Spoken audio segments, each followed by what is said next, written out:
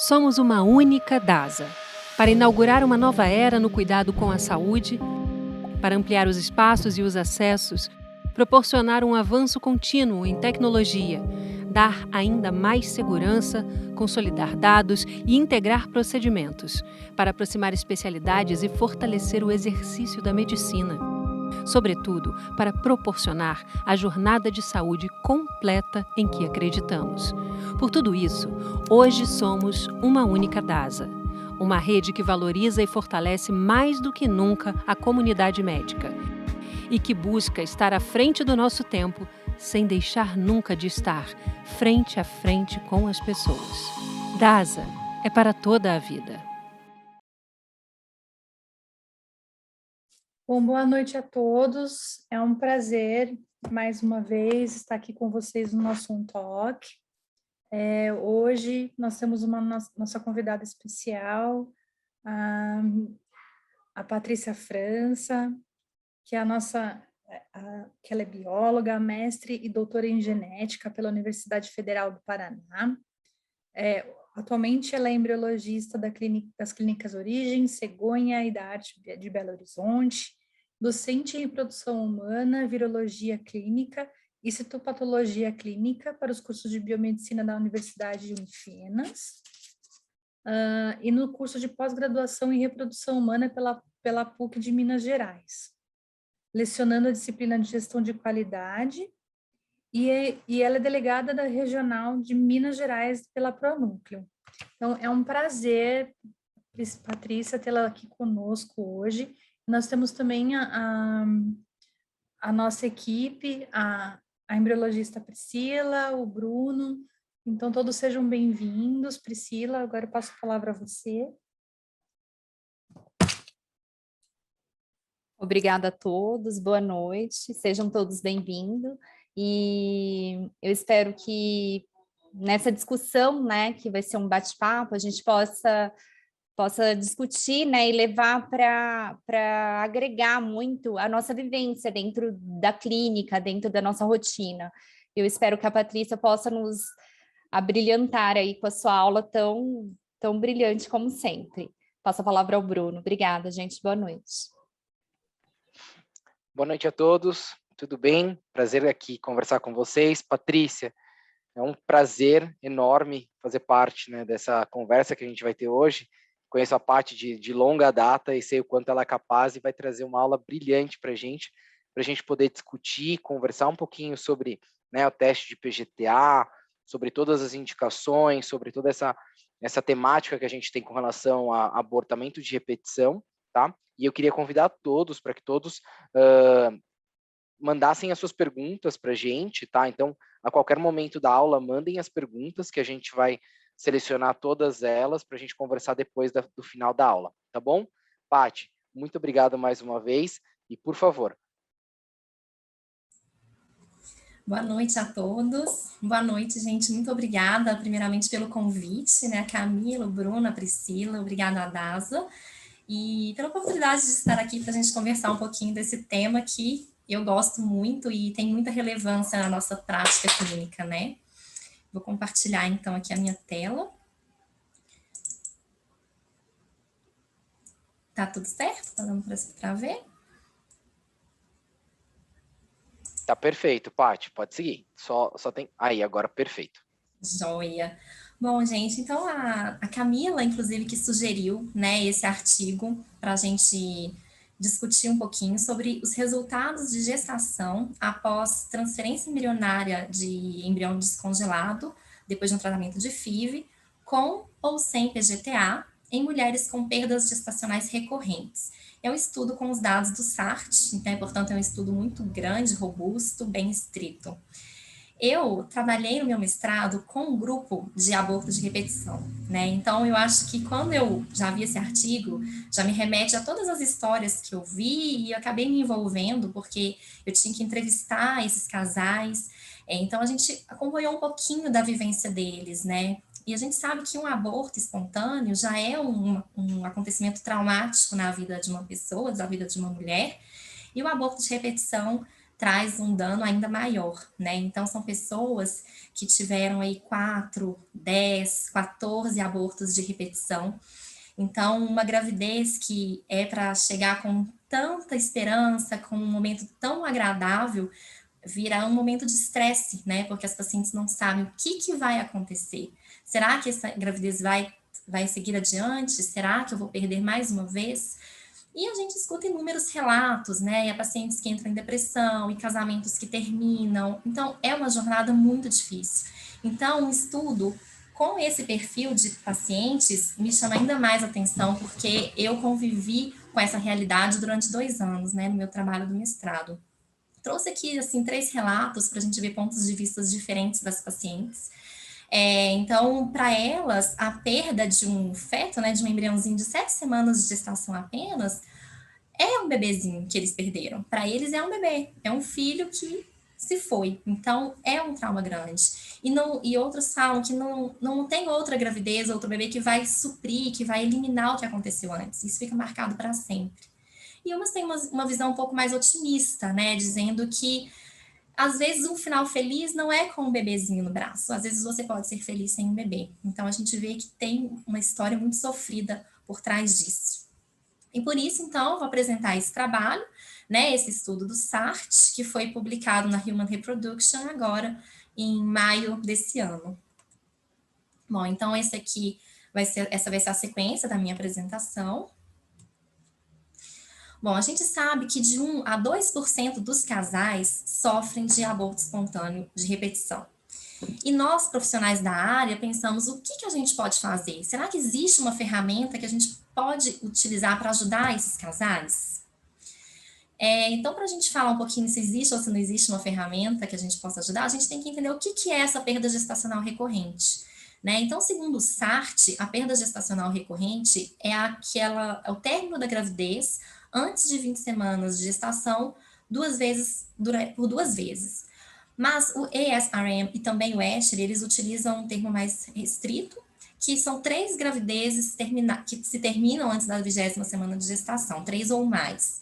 E esse estudo utilizou, então, a definição do ASRM e do ESHRE, de 3 gestações ou mais que são perdidas espontaneamente. Então, para a gente entender o que causa um aborto de repetição, a gente precisa pensar no que favorece uma gestação bem-sucedida, né? Então, são inúmeras etapas que tem que dar certo para aquele nenenzinho nascer. Primeiro, a gente precisa ter um embrião competente. Nós precisamos de um endométrio receptivo. A gente precisa de um remodelamento do estroma endometrial em células decipituais, com progesterona e estradiol. Nós precisamos que naquela janela de implantação aquele embrião esteja no local correto. Nós precisamos de que o sistema imuninato do útero, ele troque, né? A gente tem uma maior concentração de células natural killer uterinas e uma menor concentração de macrófagos. Precisa haver um equilíbrio imunológico com citocinas anti-inflamatórias e pró-inflamatórias, um remodelamento vascular e assim por diante. Uma série de etapas e todas têm que dar certo. Qualquer falha pode desencadear um aborto de repetição. E o aborto de repetição recorrente é uma condição muito heterogênea, porque ela é causada por diversos fatores, né? Então, nós temos aí 50% das vezes a causa é idiopática, é desconhecida. E as outras 50% tem muitos fatores que podem influenciar, desde defeitos anatômicos, infecções. Nós temos também problemas autoimunes, hormônios, né, problema na regulação endócrina, alterações epigenéticas, rejeição à imunológica, fatores masculinos, como fragmentação de DNA, temos a inativação extremamente distorcida do cromossomo X, até mesmo o comprimento do telômero já foi descrito como associado, como causa, né, de um aborto espontâneo de repetição, sem falar das aneuploidias nos embriões e nos pais, né, às vezes um problema ali na formação dos gametas, ou às vezes uma translocação balanceada que não causa um fenótipo em um dos pais, mas a consequência vem na formação dos gametas, e aí a gente gera um embriãozinho aneuploide. além das causas externas, né? O estilo de vida, obesidade, doenças como hipotireoidismo, endometrite, problemas de coagulação, histórico de abortos prévios e a idade avançada. Então, quando a gente pensa nas diversas causas, nas proporções, nós temos que a contribuição de problemas genéticos é de 2 a 5% nos abortos recorrentes de repetição. E dentre esses fatores genéticos, nós temos, então, como eu falei anteriormente, né, fragmentação de DNA espermático, causado por estresse oxidativo, por exemplo, microdeleção do cromossomo Y. Nós temos, tanto no pai quanto na mãe, o encurtamento do telômero. Então, alguns estudos mostraram que quando ambos daquele casal possuem um encurtamento do telômero, né, um telômero encurtado, eles têm maior chance de ter uma perda gestacional recorrente. Alterações estruturais nos cromossomos, variantes genéticas que estão associadas a uma predisposição de não disjunção cromossômica no momento da divisão celular, e temos a inativação extremamente distorcida do X, quando 90% das células da mulher acaba silenciando ou inativando o mesmo cromossomo X, o cromossomo X da mesma origem, ou paterno ou materna. E isso também está associado, então, a abortos de repetição. E qualquer outra coisa que gere gametas com um número diferente de 23, né, nos cromossomos, e, portanto, gerando um embrião aneuploide. Ou, às vezes, 2 gametas com 23 cromossomos vão gerar um embrião com 46 cromossomos que, nas divisões celulares subsequentes, vão acabar se dividindo erroneamente e, então, gerando também um embrião aneuploide ou mosaico. Então, para a gente entrar mais em detalhes, se nós tivermos, então, um erro mitótico, né, que vai ser, então, um erro na divisão das células, quando o zigoto começa a se dividir, depois da fecundação. Então, nós temos um óvulo e um espermatozoide com 23 cromossomos, gerando um zigoto com 46 cromossomos. E, em algum momento, uma dessas células vai ter uma divisão errada, né, o número de cromossomos que vão para um lado, vão para o outro, vai ser desigual, então gerando algumas células com 45, algumas células com 47, outras células com 46 cromossomos. E essas linhagens diferentes de células com cromossomos diferentes vai gerar, então, um blastocisto mosaico, um embrião mosaico. Tá? Então, esse seria um erro mitótico. Aqui a gente vê em nível de DNA esquemático, fica um pouco mais claro. Numa mitose normal, nós sabemos que durante a metáfase, os cromossomos se alinham na placa equatorial da célula e as cromátides irmãs são separadas, né? Formando, então, duas células com o mesmo número de cromossomos.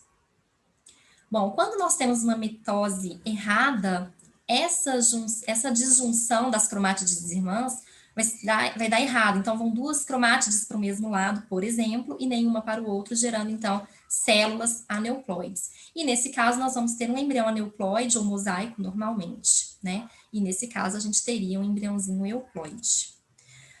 E quando o erro é na meiose? Então, o zigoto ele já vai ser aneuploide. Então, aqui neste exemplo, nós temos um óvulo com 24 cromossomos, o espermatozoide com 23, o zigoto resultante tem 47 cromossomos. E, então, as suas células vão ter todas 47 cromossomos e ainda pode haver outros erros, podendo gerar um embrião aneuploide ou mosaico. E o erro na meiose, ela pode acontecer tanto na meiose 1 quanto na meiose 2. Na meiose, diferentemente da mitose, na meiose 1, os cromossomos homólogos que se pareiam na placa equatorial da célula e um cromossomo homólogo vai para cada lado durante a divisão, que vai reduzir o nosso N cromossômico. Quando tem um problema nessa não disjunção, nós temos, por exemplo, 2 homólogos indo para o mesmo lado e o outro lado vai ficar com os outros cromossomos e nenhum desse par. Então, gerando, assim, as células aneuploides. E no caso da não disjunção na meiose 2, nós vamos ter, então, um problema na separação das cromátides irmãs, né? E também vamos ter a geração de células aneuploides. Bom, então, pensando na aneuploidia do embrião, a gente pode pensar, bom, será que o PGTA, então, não é uma ferramenta que a gente pode evitar com que as pessoas que já tenham aí um histórico de abortos de repetição evitem ter um outro aborto? É de se estudar, e por isso esse estudo focou nesse grupo de pacientes testando a ferramenta do PGTA. Nós sabemos que existe uma grande disputa aí na comunidade científica sobre o uso do PGTA. Há alguns que indicam para todos os casais e outros autores, outros cientistas, outros clínicos que não indicam para ninguém. E eu trouxe aqui alguns artigos para exemplificar isso que eu falei.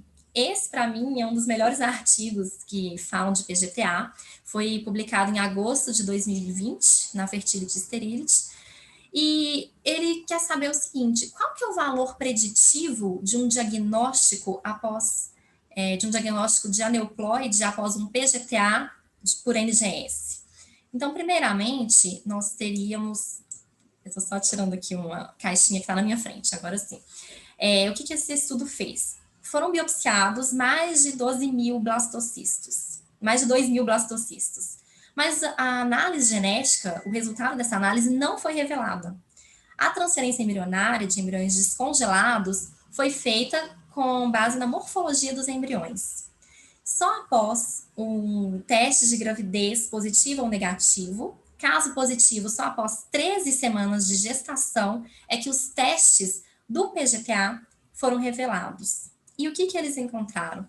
Que o valor preditivo de um embrião euploide em progredir para um nascido vivo é de 64,7%.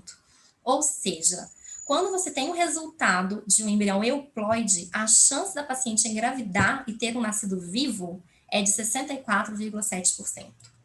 Mas quando ela transfere um embrião aneuploide, a chance dela ter um nascido vivo é de 0%. Ou seja, nesse estudo, todas que transferiram um embriãozinho classificado ali morfologicamente como um bom embrião para transferir, não engravidou. Quando foram ver a análise genética, era um embrião aneuploide. Então, aqui eu trouxe só o gráfico desse estudo, que está aqui, mostrando aqui na linha azul os embriões euploides, aqui em vermelho os aneuploides, né? E aqui, então, seria a proporção do total de transferência e aqui os desfechos. Então, 82% das pacientes que transferiram embriões euploides engravidou, teve um beta positivo, 75,2% uma gravidez clínica e 64,7% teve um nascido vivo. Já as que transferiram embriões aneuploides, algumas tiveram sim um beta positivo, depois algumas, esse número diminuiu, tiveram uma gravidez clínica, porém nenhuma teve um nascido vivo. Então, esse estudo mostrou que o PGTA tem um valor preditivo muito importante, né, nos casais que passam pelo tratamento de reprodução assistida. Já esse outro estudo, que foi publicado agora em 2021 na Nature, ele quis investigar o seguinte: será que existe um mecanismo de resgate da euploidia que permite que embriões humanos mosaicos se desenvolvam normalmente? Então, eles fizeram dois estudos, um estudo clínico e um ensaio em laboratório. O estudo clínico foi o seguinte: eles investigaram 32 mulheres que fizeram biópsia nos seus embriões e tiveram embriões aneuploides ou mosaicos. Dessas 32 mulheres, elas transferiram esses embriões e 9 engravidaram, sendo que 4 tiveram um aborto e 5 tiveram nascidos vivos. Deixa eu ver se eu consigo sair desse modo aqui do apontador, só para clicar, para a gente ver a tabela que esse estudo trouxe. Então, aqui estão as 9 pacientes, com as suas respectivas idades, a história de gravidez prévia, quantas já pariram, né, já tiveram filhos, e aqui está o resultado original da biópsia embrionária de cada uma dessas pacientes, aqui um embriãozinho 1, aqui um embriãozinho 2 da paciente 1, e assim por diante. E aqui a gente tem o resultado. Então, essas 5 primeiras tiveram nascidos vivos e fizeram, então, um cariótipo dos nenéns. Todos eles eram euploides, embora os resultados de PGTA tenham mostrado que eram aneuploides ou mosaicos, né? E as 4 pacientes que tiveram abortos espontâneos, uma não teve análise genética do concepto, uma delas teve um embrião euploide, apesar de ter tido aneuploidia sido detectada aqui nos seus embriões previamente. Então, a causa desse aborto provavelmente não foi genética, e as outras 2 confirmaram as análises genéticas prévias. Então, o que esse estudo mostra? Deixa eu voltar aqui só um minutinho.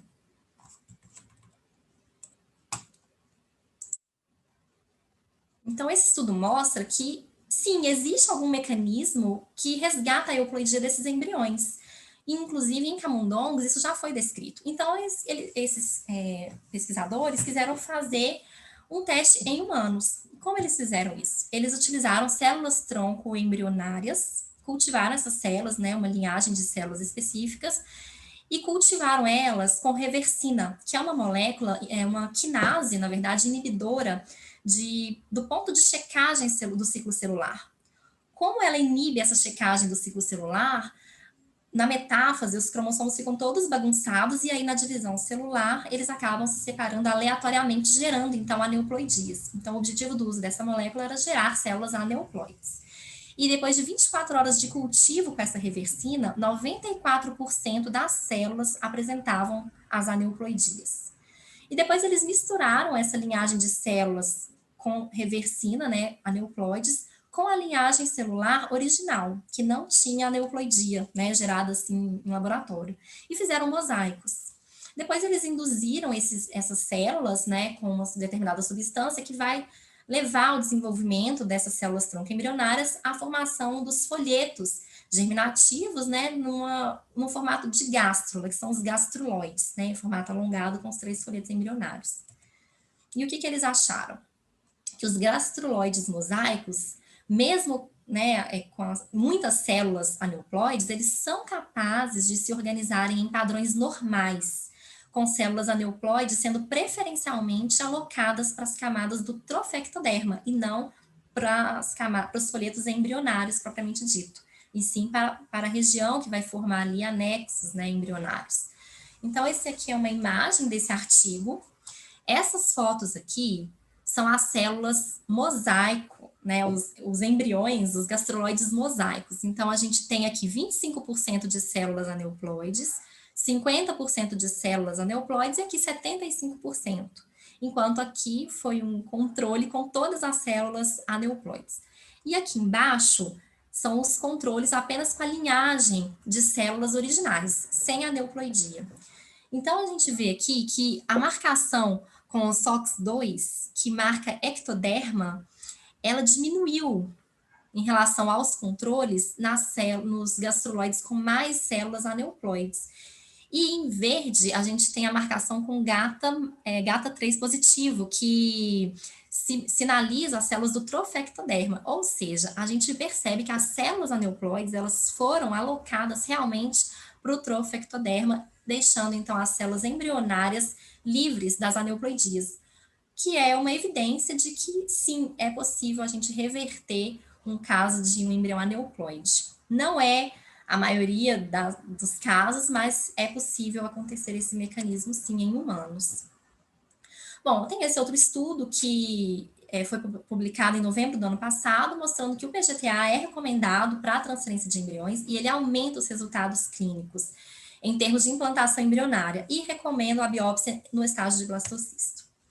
Esse outro trabalho é sensacional, ele reúne alguns pesquisadores para falar dos seus pontos de vista em relação às vantagens e desvantagens do teste pré-implantacional para aneuploidias. Então, são, né, alguns pesquisadores que a gente já está cansado de ver, que são fortes ali, argumentadores contra ou pró o teste do PGTA, e eles vão abordar vários aspectos. É um artigo interessante de se ler. Esse artigo é de 2016, é um pouquinho mais antigo, mas ele é sensacional para mim. Aqui ele coloca o porquê, o como e o quando a gente deve usar o PGTA, antigo PGS 2.0. Né? Aqui estou exemplificando que o PGTA, que é o nosso que conhecemos hoje, com o NGS, começou aqui em 2016, 2017. Então, até a data desse artigo, ainda era o PGTA 2.0 por CGH. Bom, então, quem são esses especialistas? Então, aqui os nomes que a gente sempre vê, né? O Jacques Cohen, o Capalbo, a gente tem o Messinger. E o que nos interessa, né, nesse artigo é essa tabela aqui. Para quais grupos de pacientes vocês indicariam um PGTA? E por mais que as respostas sejam bem diversas, nós temos aqui que para a falha repetida de implantação e abortos de repetição, a maioria dos especialistas é a favor do PGTA. né? Mesmo a gente sabendo que o Norbert Gleicher e outros são contra qualquer tipo, a gente vê que a maioria dos especialistas indica pelo menos para essas duas situações, e outras situações são indicadas por outros especialistas. Bom, então os objetivos do PGTA seriam aumentar a taxa de gravidez por transferência embrionária, diminuir as taxas de aborto, aumentar a transferência eletiva de embrião único e reduzir o tempo para se alcançar uma gestação. E para quem que o PGTA é indicado? Então, seriam para aquelas mulheres de idade materna avançada, aquelas que têm falha recorrente de implantação, um fator masculino severo e abortos espontâneos. Então, quando a gente pensa no PGTA, a gente está pensando em um tratamento individualizado. Será que aquele casal tem indicação para fazer um PGTA? E, então, esse estudo que eu vou apresentar quis exatamente examinar, será que esses casais com perdas gestacionais recorrentes formam um grupo que o PGTA é indicado? Então, qual que é o objetivo desse trabalho? O objetivo era comparar os resultados de gestação em mulheres com perdas gestacionais recorrentes, após passar por tratamento de fertilização in vitro e transferência de embrião descongelado, e que fizeram PGTA, com aquelas mulheres que não fizeram PGTA. Esse estudo é muito robusto, então eles acompanharam mais de 12 mil ciclos de transferência de embriões descongelados, é o maior estudo até o momento com esse tema, e eles foram bem criteriosos. Então, primeiro, fizeram uma análise comparando um grupo de perda gestacional recorrente, que fez transferência de embrião descongelado e fez PGTA, com as pacientes do mesmo perfil que não fizeram PGTA. Depois, eles fizeram outro grupo controle, que seriam pessoas que tinham infertilidade de causa tubária, ou seja, aqueles casais com melhor prognóstico, melhor chance de gravidez num tratamento de fertilização in vitro. Tanto as que não fizeram PGTA, quanto as que fizeram PGTA.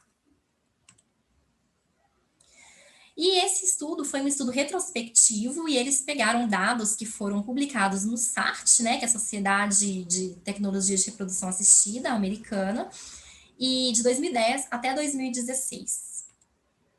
Todos os casais fizeram uma transferência autóloga, então eles excluíram desse grupo pacientes de ovo-doação, também pacientes de ciclos frescos e aqueles ciclos que não tiveram resultados do tratamento de gravidez. Bom, e qual que era o desfecho primário, então, desse estudo? Era a taxa de nascidos vivos, que o SART define como o feto apresentando sinais de vida após o parto. E como desfecho secundário, os autores investigaram gravidez bioquímica, definida pelo SART como nível elevado de beta-HCG, sem evidência de saco gestacional pelo ultrassom, gravidez clínica, definida como saco gestacional intrauterino visível pelo ultrassom, e aborto espontâneo, que é o término da gravidez com a perda espontânea do embrião ou feto antes da 20ª semana de gestação. Para análise estatística, eles utilizaram um modelo de regressão logística, que é o GEE, que avalia vários fatores simultaneamente. É um teste muito forte, com poder forte, e eles estratificaram por idade, da mesma forma que o SART estratifica. Então, mulheres com menos de 35 anos, de 35 a 37 anos, de 38 a 40, de 41 a 42, e mulheres com mais de 42 anos. E o que eles encontraram?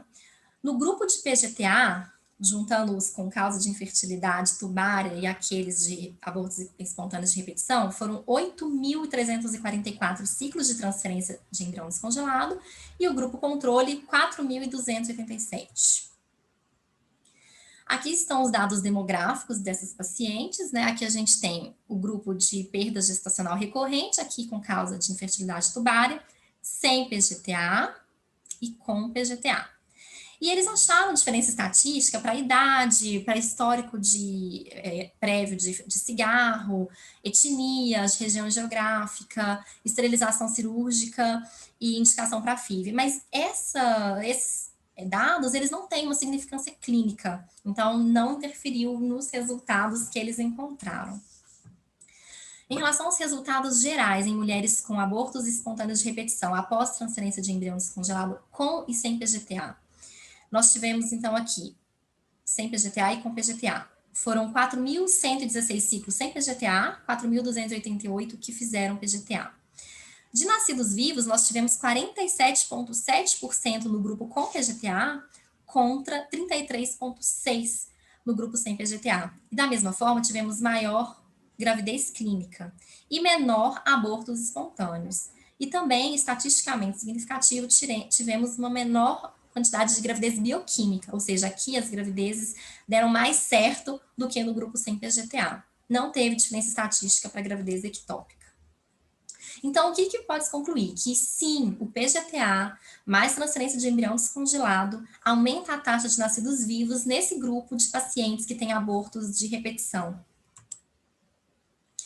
Quando eles compararam o grupo de aborto de repetição com o grupo de causa de infertilidade tubária com PGTA, não houve diferença estatística para nenhum dos parâmetros analisados. Da mesma forma que o grupo sem PGTA também não mostrou diferença estatística nas taxas de nascidos vivos, de gravidez clínica, etc. Depois eles estratificaram por idade, né? Então aqui a gente tem os grupos de idade, fizeram um ajuste, né, das taxas e do odds ratio. E o que eles encontraram? Aqui em cinza escuro são os nascidos vivos, o odds ratio para nascidos vivos. Nesse cinza aqui, gravidez clínica. Nesse cinza um pouco mais escuro, abortos espontâneos. E cinza claro, gravidez bioquímica.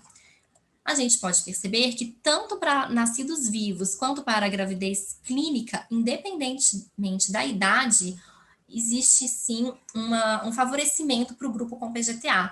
Então, pacientes com menos de 35 anos têm aí cerca de 1,4 vezes mais chance de ter um nascido vivo e de ter uma gravidez clínica do que as pacientes que não fizeram PGTA. E isso aumenta com o aumento da idade.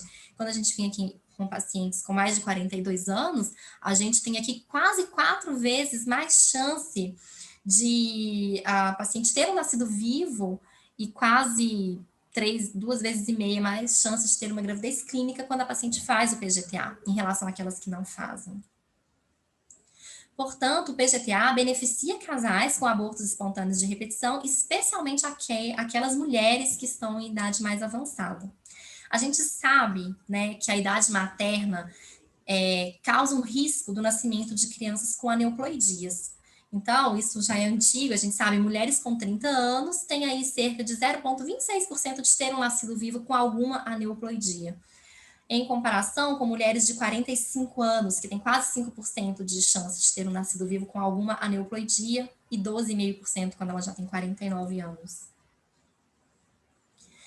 E sabemos que em ciclos de fertilização in vitro, as aneuploidias nos oócitos também aumentam de acordo com a idade, né, materna. Então, pacientes de 34 anos têm aí cerca de 40% dos oócitos com anormalidades cromossômicas, mas a mulher ali de 45 já tem mais de 70%.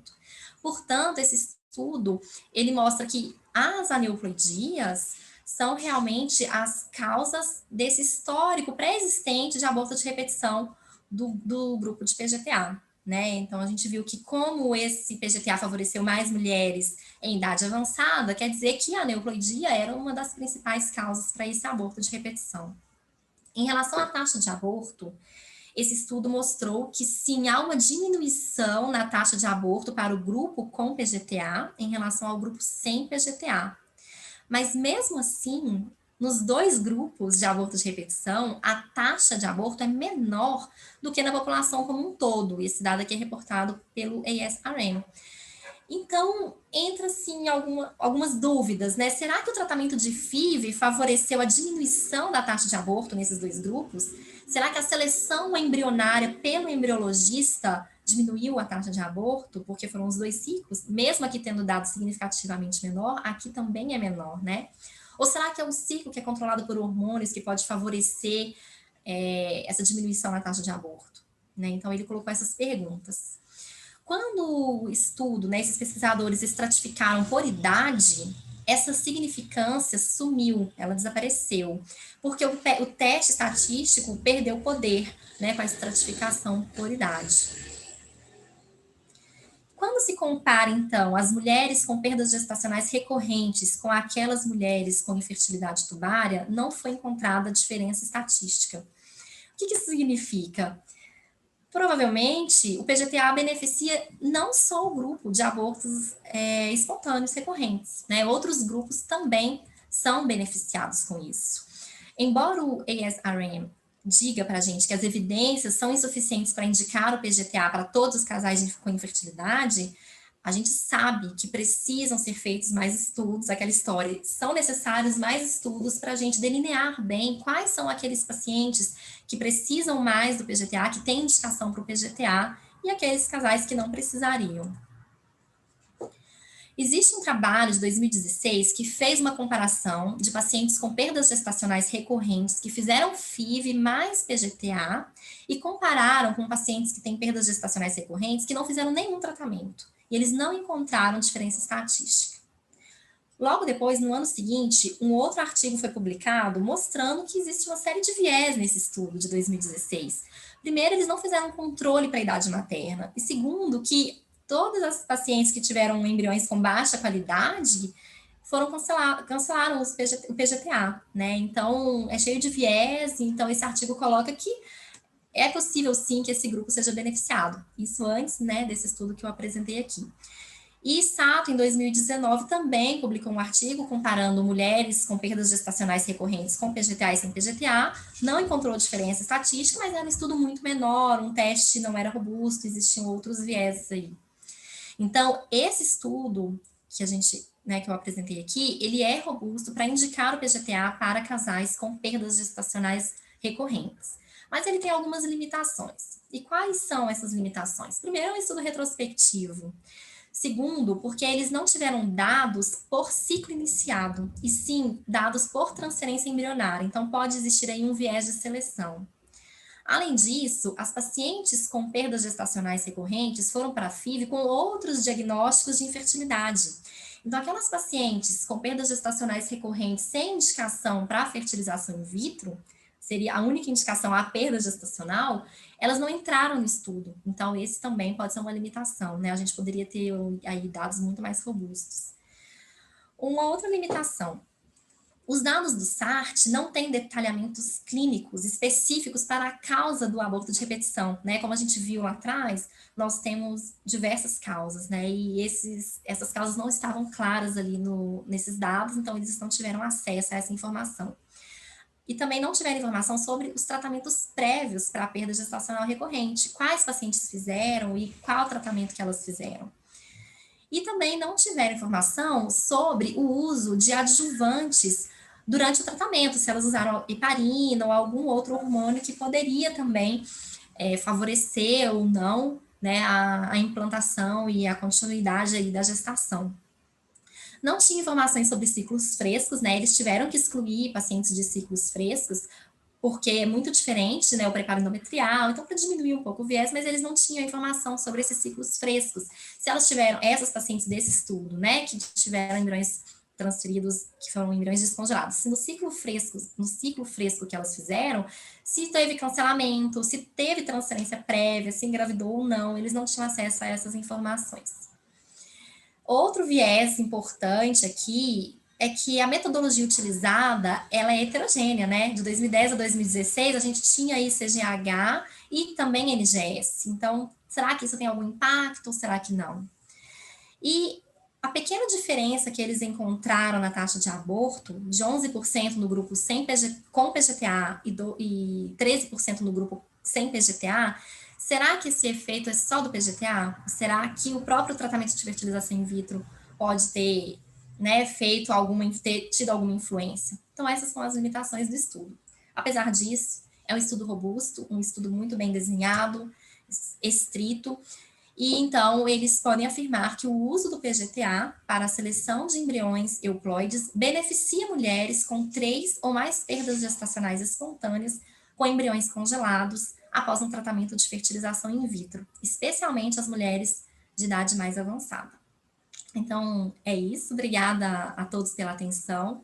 Aqui uma pequena homenagem, né, ao Dr. Selmo Geber, que nos deixou na segunda-feira passada, que além de ser um grande chefe, foi um grande mestre, um grande mentor e com quem eu discuti muito sobre PGTA. Né, foi uma pessoa importantíssima na reprodução assistida e fica aqui o eterno agradecimento a ele e a toda a equipe, né, da clínica. Obrigada, gente. Muito obrigada, Patrícia, pela excelente aula, maravilhosa. Muito obrigada mesmo. Maravilhosa essa homenagem ao Dr. Selmo, é uma pessoa ilustre aqui para todos nós. Eu queria começar aqui com uma pergunta. A nova resolução do CFM nos deixou dúvidas sobre o descarte de aneuploides pós-PGTA. As aneuploidias complexas são diferentes de trissomias comuns, como síndrome de Down. Pode-se descartar embriões aneuploides?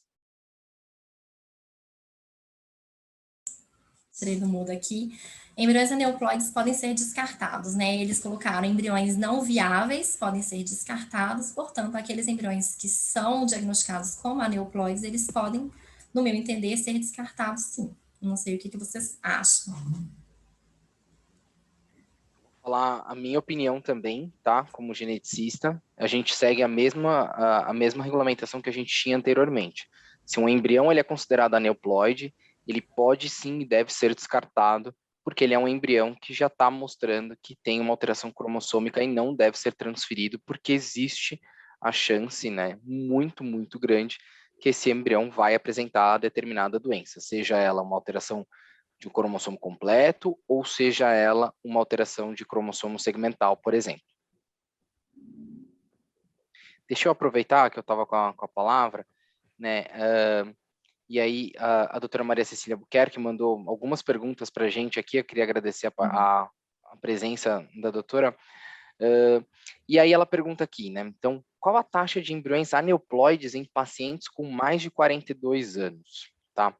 Eu vou falar a experiência nossa, Paty, tá? Só para poder passar essa informação, tá?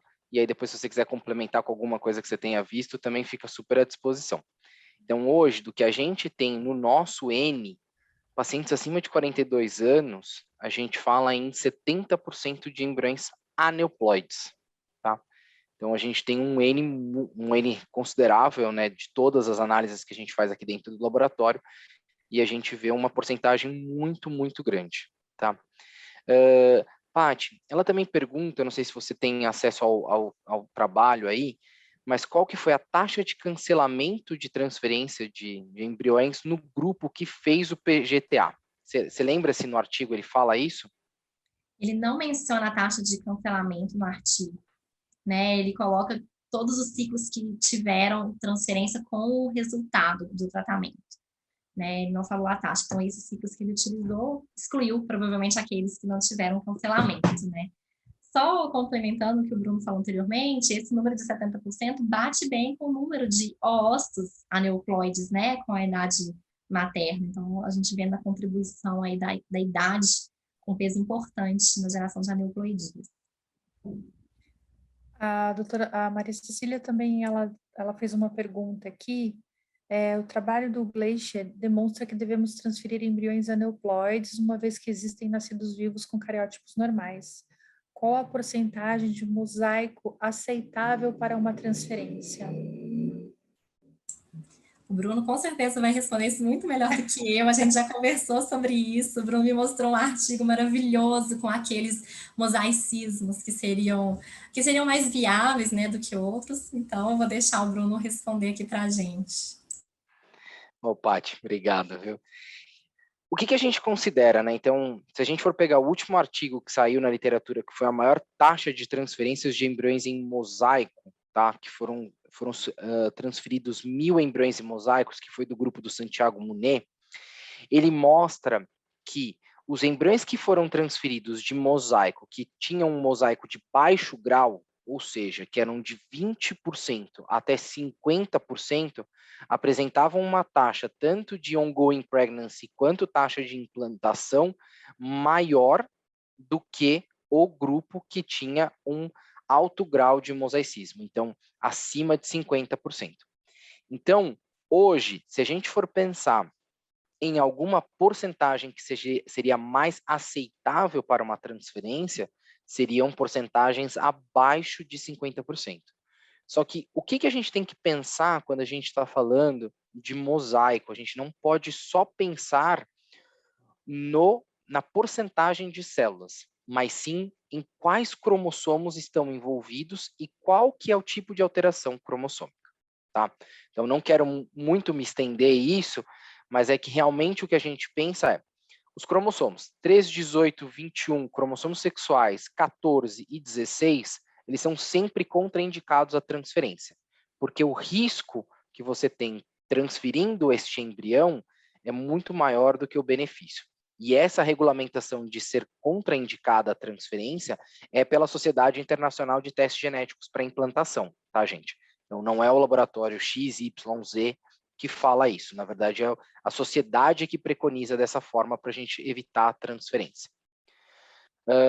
O que a gente tem que sempre pensar, né, no trabalho que a doutora Maria Cecília está falando, existem sim embriões que podem ser aneuploides no PGTA e que dão nascidos vivos. Só que o que a gente tem que pensar é que essa taxa ela é baixa e ela tem que ser baixa. Porque o que a gente está falando nesse caso é o que a gente está possivelmente se tratando de um mosaicismo que é confinado à placenta. A gente está vendo uma informação genética no trofectoderma, que é o que é analisado no PGTA, tá? E a massa celular interna, que é o que vai dar origem ao embrião, tem uma outra condição cromossômica. Então, e é muito, às vezes a gente fica muito nessa definição do fato de mosaico ser quando eu tenho células distintas no trofectoderma, mas não é só isso. Mosaicismo é quando eu tenho células distintas entre o trofectoderma e a massa celular interna também. Então, se o meu trofectoderma for inteiro alterado cromossomicamente, só que a massa celular interna não, o meu resultado vai ser discrepante. E é por isso que você pode ver essas informações. Só para também não falar muito, mas o que a gente tem que pensar é, hoje a gente tem uma tendência para que os embriões que têm uma deleção segmental em um mosaico tenham uma taxa de sucesso evolutivo maior e muitas das vezes eles podem ser correlacionados com nascidos vivos saudáveis. Lembrando que também vai depender de cada microdeleção que a gente está falando. Então, existem microdeleções que a gente contraindica. Então, microdeleção do cromossomo 22, no 22q, é uma síndrome que chama velocardiofacial, ou síndrome de George, então a gente contraindica. Síndrome 1p36, que é no cromossomo 1, síndrome de von Hirschhorn, que é no 4p. Então, a gente sempre tem que fazer essa associação. Porcentagem de mosaicismo, cromossomo afetado e qual que é, se é uma trissomia, se é uma monossomia. E aproveitando, a gente tem a pergunta da Rita, e ela fala aqui, embriões com mosaicismo abaixo de 10% são relatados no laudo? Não são, Rita. Em nenhuma plataforma que a gente tem disponível hoje na literatura, em todos os laboratórios, a gente não tem poder de detecção para embriões que têm abaixo de 20%. A gente só consegue ver acima de 20%. Por isso que o baixo grau começa de 20% até 50%.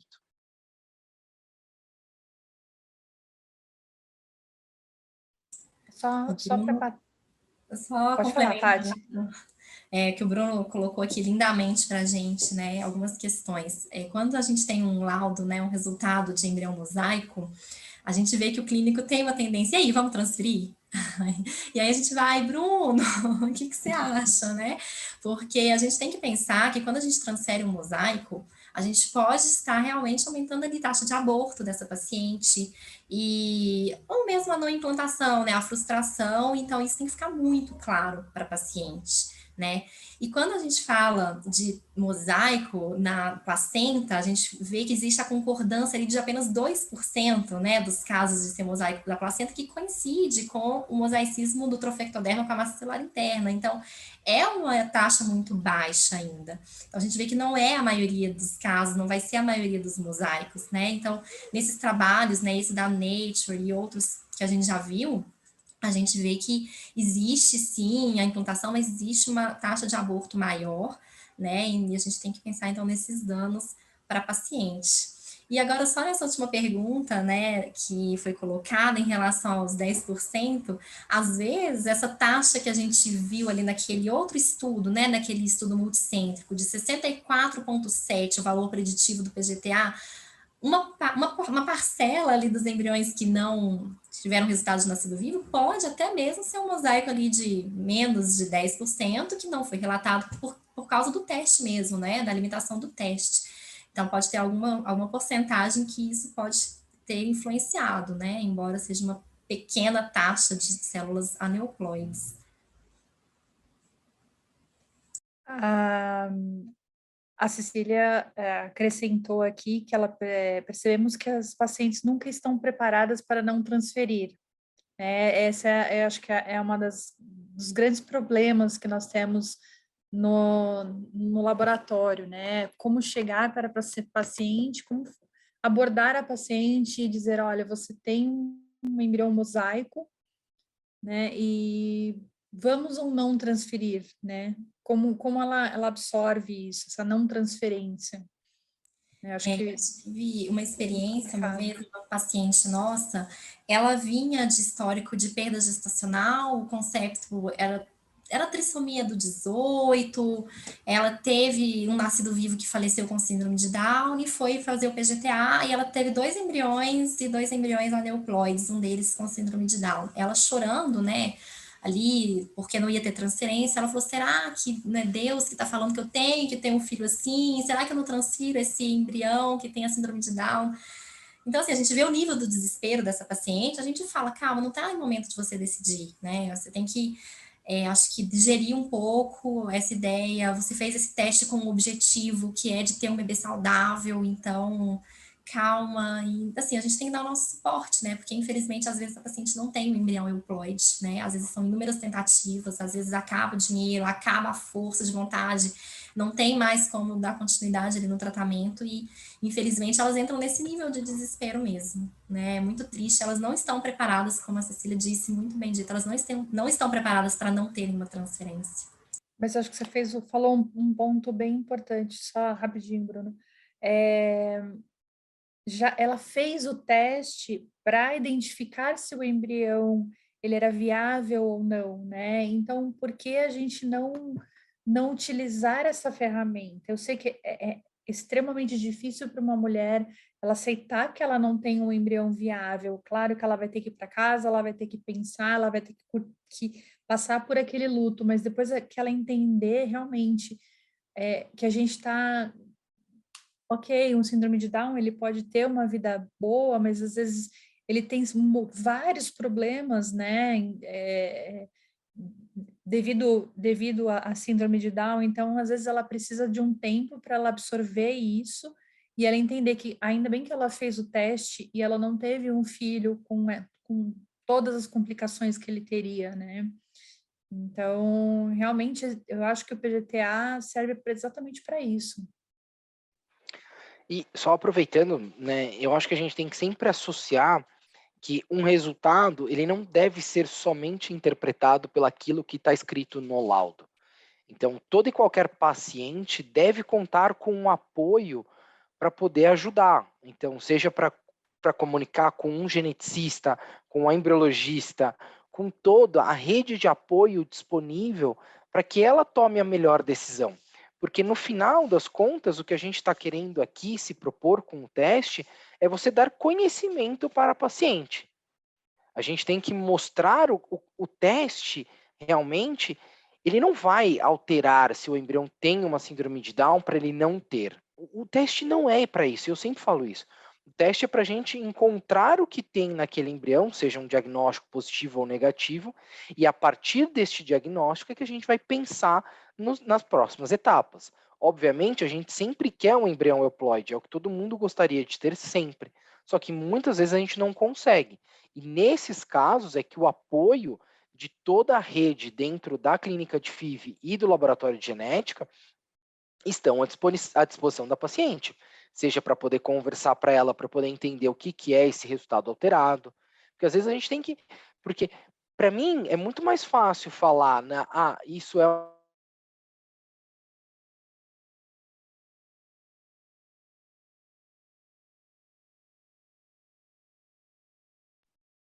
Acho que ele deu uma travada. apoiar ela para poder explicar o que é essa alteração cromossômica, o que é uma monossomia, o que é uma deleção segmental, o que é uma deleção, uma duplicação. E é por isso que é o ponto de sempre ter essa sinergia entre a embriologia, o laboratório de genética e a Ana, o laboratório de genética que você esteja trabalhando, né? A gente sempre fala isso, né? A gente tem vários laboratórios de genética no Brasil que trabalham super bem. E é para poder exatamente desta forma, ajudar. Então, ter um geneticista próximo para poder te ajudar, para poder te apoiar, para mostrar qual que é a melhor solução para aquele determinado caso. Pri, desculpa, pode falar, por favor. Não, eu ia falar exatamente isso, né, Bruno? Uma vez das nossas clientes me solicitou, né, falando de um laudo, e ela estava em dúvida de transferir ou não, e era um mosaico. E daí eu falei, olha, eu acho que é muito válido você pegar esse apoio com o Bruno, né, discutir, conversar, sentar, porque às vezes é uma resposta que não vem só, né, a minha opinião é importante, sim, mas vale a pena trazer, chamar a equipe, né, Bruno? E a gente trabalha sempre em conjunto, e o Bruno está sempre super disponível para ajudar. E aí o Bruno foi lá, acolheu, foi super tranquilo. E eu dou exatamente esse exemplo, assim, de uma paciente, e o quanto isso é importante e faz diferença, né, Bruno? Com certeza, Pri, com certeza. Eu tenho uma pergunta do Israel, que eu acho que infelizmente vai ter que ser a última, gente, por causa do horário. E ele está perguntando aqui, eu não sei se vocês teriam, né, como passar a experiência de vocês, mas como tem sido o acompanhamento dessas pacientes após o resultado de PGTA e o de não transferências de embriões? Como que vocês estão lidando isso na prática dentro do laboratório? Existe aí um apoio da psicóloga, né, forte, a clínica trabalha com a psicóloga. Claro que primeiro o médico dela, que é quem ele confia, aquele paciente confia, que é quem ele buscou inicialmente, dá um suporte inicial, explica tecnicamente o que significa aquele resultado, o que significa ele não transferir, quais são as próximas opções, mas normalmente esse casal, ele é encaminhado para a psicóloga, né, e ela faz todo o trabalho maravilhoso da psicologia de fazer primeiro o aceitamento, né? A aceitação daquele casal, daquele resultado, daquele ciclo.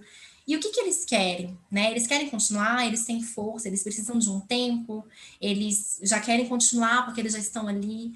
Então, o que a gente tem feito nesses casos é realmente o acompanhamento com a psicóloga, né? E deixar o paciente no tempo dele retornar ou não para consulta, né, para um retorno, e aí ou fazer um novo tratamento, ou pensar nas próximas possibilidades, né?